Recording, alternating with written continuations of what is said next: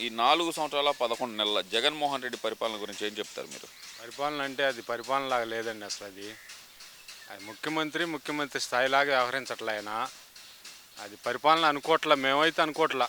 తొగ్లక్ పాలనలాగా ఉంది మాకైతే. ఏం అంత మాట అన్నారు ఏంది అసలు? ఆయన ఏమో అసలు నేను చేసినంత మంచి ఎవరు చేయలేదు అంటున్నారు. మీరేం తొగ్లక పాలన అని చెప్పి డైరెక్ట్గా చెప్తున్నారు. ఆయన అనుకుంటే ఆయన ఇంట్లోనే మంచి చేయలే. మాకేం చేస్తాడు ఆయన ప్రజలకే? ఆయన ఇంట్లోనే సొంత చెల్లెళ్ళకే మంచి చేయలే. ఇవాళ చంద్రబాబు నాయుడు చంపాడు వివేకానంద రెడ్డిని అంటున్నావు. ప్రభుత్వం నీ చేతిలో ఉంది, నువ్వేం చేసావు? ఈ 4.5 సంవత్సరాల్లో నువ్వేం చేసావు? ఆయన కేసులో బయటికి తీసి ఆయనకి శిక్ష ఇప్పించచ్చుగా. మరి ఆయన చంపిన వాళ్ళు ఎవరో బయటికి తీయొచ్చు కదా. నువ్వు మా బాబాయిని చంపారు, మా తమ్ముడు మంచివాడు అని అంటాడే. మరి నీ చేతిలో ఉంది, ప్రభుత్వం నీ చేతిలో ఉంది. దోషులు ఎవరు పట్టుకొని నువ్వు కఠినంగా శిక్షించాలిగా.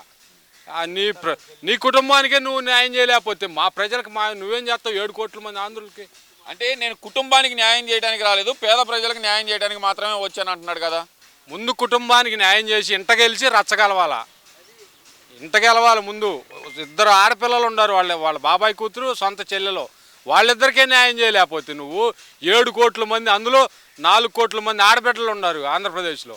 వాళ్ళకి న్యాయం నువ్వేం చేస్తావు? ఎంతమంది రేప్ అటెంప్ట్లు జరుగుతున్నాయి, మిస్సింగ్ ఎంతమంది అవుతున్నారు మహిళల్లో. నువ్వు వాళ్ళిద్దరికి న్యాయం చేయలేదు, నువ్వు 7 కోట్ల మందికి ఏం న్యాయం చేస్తావు? అంటే ఇక్కడ ఆయన చెప్పేది ఏంటంటే, నేను నా కుటుంబ సభ్యులకు పదవులు ఇచ్చుకోవడానికి, నా కుటుంబ సభ్యుల ఆస్తులు పెంచుకోవడానికి నేను రాలేదు, పేదల సంతోషం, వాళ్ళ మొహంలో సంతోషం చూడటానికి వచ్చాను. అలాగే మహిళల్ని, ఆంధ్రప్రదేశ్లో ఉన్న మహిళలందరి మొహంలో సంతోషం చూడటానికి మాత్రమే నేను అధికారంలోకి వచ్చానని చెప్తున్నాడు కదా. మహిళల్లో సంతోషం ఏం చూస్తాడండి? 150 రూపాయలు అమ్మే ముందు పిచ్చి ముందు అమ్ముతున్నాడు. 20 రూపాయలకు వచ్చే ముందుని 250 రూపాయలు అమ్మితే వాళ్ళ తాలిబొట్లు తెగిపోతున్నాయి. ఇక పిచ్చి ముందు అమ్మితే ఇంక నువ్వు మహిళలకు ఏమి న్యాయం చేస్తావు? నువ్వు 45 ఏళ్లకే నేను చేయవద్దు అని చెప్పి డబ్బులు ఇస్తున్నానుగా వాళ్ళ చేతికి అంటున్నాడు కదా. 45 ఏళ్ళకి పని చేసుకునే వాళ్ళకి డబ్బులు ఇచ్చి సోమరపోతులు చేయటమే కదా. వాళ్ళు పని చేసుకునే కెపాసిటీ ఉంది. ఇప్పుడు 60 ఏళ్ళకి ఇస్తున్నావు, అది బాగుంది. అది నువ్వు ఇచ్చింది కాదు, అది ఎప్పటి నుంచో ఉంది. అది చంద్రబాబు నాయుడు వచ్చి 2000 చేశాడు, నువ్వు దఫాల వారీగా 3000 చేసావు. అంతేగా, నువ్వేం కొత్తగా నీ ఇంట్లో తెచ్చేమి ఇట్లా ప్రభుత్వ సొమ్మే నువ్వు ఇస్తున్నావు.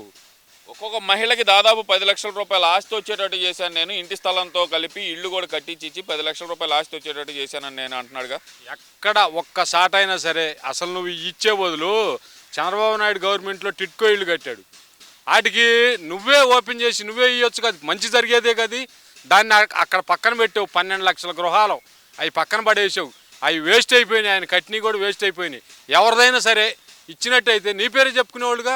నువ్వు మళ్ళీ ప్రత్యేకంగా సెంటుంబాతికి ఇల్లు ఇవ్వకపోతే ఏం పోయింది? ఆడ ఏముండదా ఇయటానికి నువ్వు? మరి ఈసారి మళ్ళీ నేనే గెలుస్తాను, ఇంకో 30 సంవత్సరాలు నేనే ముఖ్యమంత్రిని అంటున్నాడు. అనుకుంటున్నా నేను కూడా సీఎం అవుదాం అనుకుంటున్నా. నా మనసులో నేను గెలుస్తాను అనుకుంటున్నా పోటీ చేస్తే. ఆయన అనుకోవటమే 150 కాదు 250 వేసుకోమను, నోట్లో మాటేగా అనుకోమను. ఏంటి గెలిచే అంత లేదంటారా? ఎందుకంటే ఆయన ఇచ్చిన సంక్షేమ పథకాలు బాగున్నాయి అని చెప్పి మరి ఆయనే చెప్పుకుంటున్నాడు కదా. ఆయన ఇచ్చేది ఏంటంటే సంక్షేమ పథకాలు. ఫస్ట్ నుంచి ఆంధ్రప్రదేశ్ ఏర్పడి నుంచి అందరూ సంక్షేమ పథకాలు ఇస్తున్నారు. అభివృద్ధి ఏది? సంక్షేమం. ఒక్కంటికి బెల్లం పోసి ఒక్కంటికి అల్లం పూర్చట. అలా అభివృద్ధి అంటే ఏంది? పేదలకు డబ్బులు పంచితే అది కూడా అభివృద్ధే కదా అంటున్నాడు కదా. పేదలకు డబ్బులు పంచితే రవాణా మార్గం ఏది? పేదలకు డబ్బులు పంచావు, 45 ఏళ్ళకి 15,000 ఇచ్చావు. ఉపయోగం ఉంది? నూనె ప్యాకెట్ 200 చేసావు. 70 రూపాయలు 80 రూపాయలు నూనె ప్యాకెట్ 200 చేసావు. వాళ్ళు నువ్వు ఇచ్చింది రూపాయి, నువ్వు లాక్కుంది 100 రూపాయలు. అది అంత క్లియర్గా అర్థమైపోతుంది. అప్పుడు పెట్రోల్ బాదుడు అన్నాడు చంద్రబాబు టైంలో. నువ్వేం చేశా? నువ్వేమో నంగవా? నువ్వు ఇప్పుడు కథమా స్టేట్ల మీద మనం పెట్రోల్ కానీ డీజిల్ కానీ 15 రూపాయలు ఎక్స్ట్రా అన్ని స్టేట్ల మీద కూడా మనకి. అది అసలు నాకేం సంబంధం? అదంతా సెంట్రల్ గవర్నమెంట్ అంటున్నాడు. ఆ రోజు నువ్వు మాట్లాడిన దానికి, ఆ రోజు చంద్రబాబు నాయుడుని బాదుడు అన్నావే. కరెంట్ ఛార్జీలు నువ్వేం తక్కువ పెంచావు? 9 సార్లు పెంచావు. కరెంట్ ఛార్జీలు తగ్గిస్తానన్నావు, 9 సార్లు పెంచావు. ఇప్పటికి 4.5 సంవత్సరాల్లో 9 సార్లు పెంచావు. అంటే 5 నెలలకు ఒకసారి పెంచేశాడు.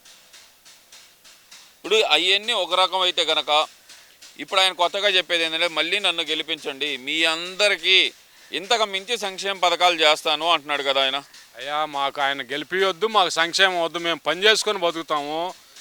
మాకు రాష్ట్రానికి రాజధాని కావాలి, నీళ్లు బ్రతకడానికి నీళ్లు కావాలి, పోలవరం పూర్తి చేయాలి. ఇది కేవలం చంద్రబాబు నాయుడు వస్తేనే చేయగలుగుతాడు.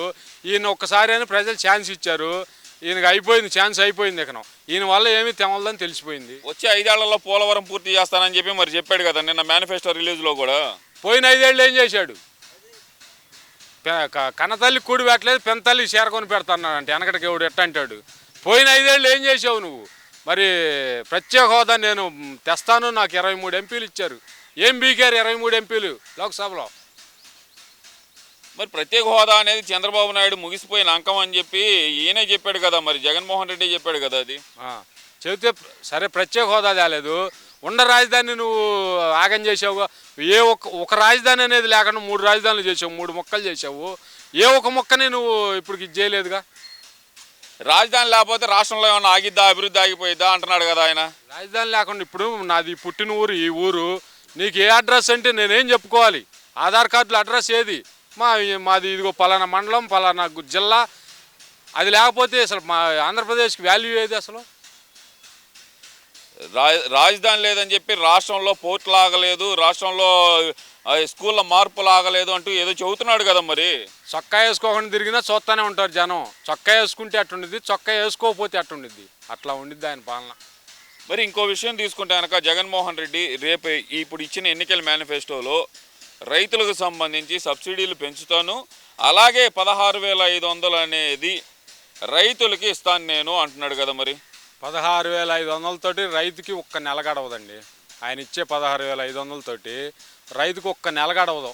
ఇక్కడ పంటలు లేవు, నీళ్లు రావాలండి. నీళ్ళు వచ్చి మాకు పొలం పండాలి, పంటలు బాగా పండాలి, రేట్లు ఉండాలి. కానీ ఈయనిచ్చే 16,500తోటి మాకు ఒక్క నెల రోజులు గడవదు. నీళ్లు రాకపోవడం ఏంది? నేను వస్తేనే వాళ్ళని కురిస్తే నేను దేవుడు బిడ్డ, మా అన్న దేవుడు బిడ్డ అని చెప్పి మరి వైసీపీ నాయకులు అందరూ మరి ప్రచారం చేస్తున్నారు కదా. ఇప్పుడు తాగడానికి నీళ్లు లేవు, వర్షాకాలంలో వర్షం పడ్డాయి, దాన్ని స్టాక్ చేసుకునే పాయింట్ లేక ఇప్పుడు తాగుడు నీళ్ళు లేవు కొన్ని ఏరియాల్లో. అదే గనక స్టాక్ పాయింట్ ఉంటే ఇప్పుడు అందరూ సస్యశ్యామలుగా మంచినీళ్ళు తాగడానికి ఉండేవి. పోలవరం పూర్తి కాకపోవడానికి నాదేం బాధ్యత లేదు, మొత్తం చంద్రబాబుదే అని చెప్పి మరి అంబటి రాంబాబు చెబుతున్నాడు కదా. సంబరాల రాంబాబు గురించి మేము చెప్పే స్థాయి కాదండి. ఆయన సంక్రాంతి పోటీల్లో వీళ్ళు వస్తారు చూడుండే గంగిరెద్దుల వాళ్ళు, ఆయన డ్యాన్సులు వేయటం, ఆయనకు పోలవరం అంటే ఏందో తెలియదు. ఆయనకే మినిస్టర్ ఇచ్చారు. ఆయన గురించి ఏం మాట్లాడతాం మనం? పోలవరం అంటే కనుక నేను ఏమైనా తాపి పెట్టి కట్టాలా అని చెప్పి మొన్న ఒక విలేకరణ అంటున్నాడు కదా. మరి ఆయన తాపి కట్టకపోతే నువ్వు ఎందుకు మినిస్టర్? నువ్వేం సంకనాకన? ప్రజలు సంకనాకనా నువ్వు? ప్రజలు సంకనాకటానికే నువ్వు ఉందే. మినిస్టర్ దేనికి? నువ్వు ఇంతమంది ప్రజలు నిన్ను గెలిపించింది, మినిస్టర్ ఇచ్చింది దేనికి? సంకనాకటానికా? తాపి పెట్టి కట్టకపోతే నువ్వు దాన్ని సాధించి తేవాలి. అంతకుముందు మినిస్టర్ చేశాడు ఆయన, 2021కే అన్నాడు. ఇవాళ గతి లేదు, ఇవాళ కాని రాకుండా పోయాడు మళ్ళా అనిల్ కుమార్ యాదవ్. వీళ్ళందరూ ఇరిగేషన్ మినిస్టర్లు అయ్యారు. వీళ్ళకి ఎంత కెపాసిటీ పట్టిద్దో, ఏ ప్రాజెక్ట్ ఎంత కెపాసిటీ పట్టి ఎవరికీ తెలియదు. వాళ్ళు మినిస్టర్లు అయ్యారు, ఏదో టైం బాగుంది మినిస్టర్లు అయ్యారు. అది మరి ఈసారి అయితే జగన్మోహన్ రెడ్డి గెలిచే అవకాశం లేదంటారు. లేదు, అవకాశం లేదండి. ఈసారి జగన్మోహన్ రెడ్డి గెలిస్తే ఆంధ్రప్రదేశ్ అడుక్కు తినే ఆంధ్రప్రదేశ్ అయిపోయింది.